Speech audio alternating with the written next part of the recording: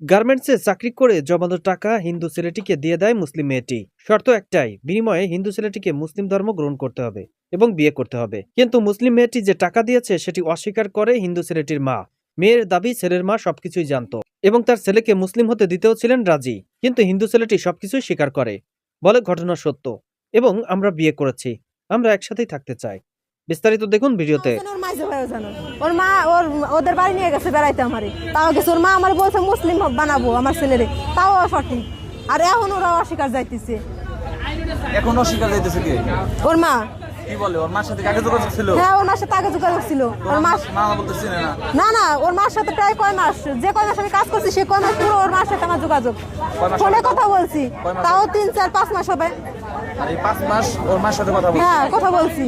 তখন কি সূত্রে কথা বলছেন? মানে এমনি এক জায়গায় কাজ করেন এই সূত্রে? না না, আম্মু বলে কথা বলছি তার সাথে আম্মু বলে কথা বলছি। এমনকি যে জায়গায় কাজ করছি সে জায়গায় আম্মু বলে ডাক দিছি, সবাই তাও জানে যে আম্মু বলে ডাক দিছি তারে আমি। এখন তাহলে সমস্যা হলো কি নিয়ে? এখন তারাই সমস্যা বাধাইতেছে। আমার যত যা ছিল সব মনে করবেন ওর ফ্যামিলির পিছনে আমি খরচ করছি, একমাত্র ওর মার পিছনে। ওর মা অতিরিক্ত লোভী। মেয়ে থাকলে মানে মেয়ে দেওয়া ব্যবসা করে খাইতো, জানেন? এগুলো তো খুব খারাপ জিনিস। আচ্ছা, এই ও বলতেছে যে তোমার পরিবারের পিছনে টাকা লাগছে। কিভাবে টাকা লাগছে? মানে বেতনের টাকা কি পরিবারে দিছে না? বেতনের টাকাও দিছে, এমনকি আমার রূপোর জিনিস ছিল, স্বর্ণের জিনিস ছিল, আমি বিক্রি করে দিছি। কিস্তি দিতে পারতেছে না, ফোনের করতে পারছে না, কিংবা এটা লাগবে ওটা লাগবে, আমি দিছি। এখন তাহলে ওরা কি বলতেছে আর আপনারা কি বলেন? এটা এখন ওর কাছ থেকে জিজ্ঞেস করেন। আমি বলছি যে ওর সাথে আমার বিয়ে হয়ে গেছে, তো ও কি বলতে চাচ্ছে সেটা শোনেন। আমি ওর পরে ছাড়ে দিলাম।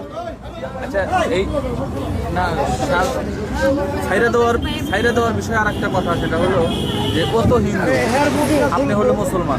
ও মুসলমান হয়েছে, দরকার হলে আপনাদের সামনে আবারও হবে। কিন্তু হাত যে ধরে রাখছে, এই হাত ছাইরে গেলে তখন তো দুজনের বিপদ। ছাড়বো না।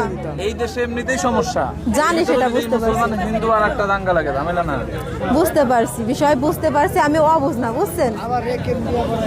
কিন্তু এই জায়গায় সব ঝামেলা ওর মা বাদ আছে আর ওর ভাই বাদ আছে। তাছাড়া ওর বাবাও কিন্তু আসে নাই, দেখছেন?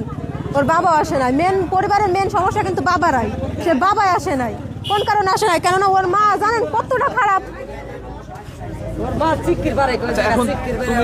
এখন তুমি কি বলো? আমি তো ওকে চাই, ওকে সাথে আমার বিয়ে হয়ে গেছে, আমি ওকে ছেড়ে যাবো না। আমার ফ্যামিলিতে যাবো মা না। তো নিতে আসছে তোমাকে? নিতে আসলেও তো আমি যাবো না। তারা জানতো, তারা একটা মেয়ের জীবন নষ্ট করবে বিনি কারণে কি করতো, তারা সবই জানতো। তো মেম্বার চেয়ারম্যানটা পাওয়া যাবে। তারপরে ধর্মশাস্ত্র আপনারাও না, আমরা যাই, আমি ঠিকানা দিয়ে দেবো, নাম্বার দিয়ে দেবো, আপনারাও যাবেন। যাওয়ার পরে সালিশে যাওয়াই তাই আপনারা করে দেবেন, অধিকার আমি বাইরেও ফেলাতে পারি। হ্যাঁ, একবার হয়েছে।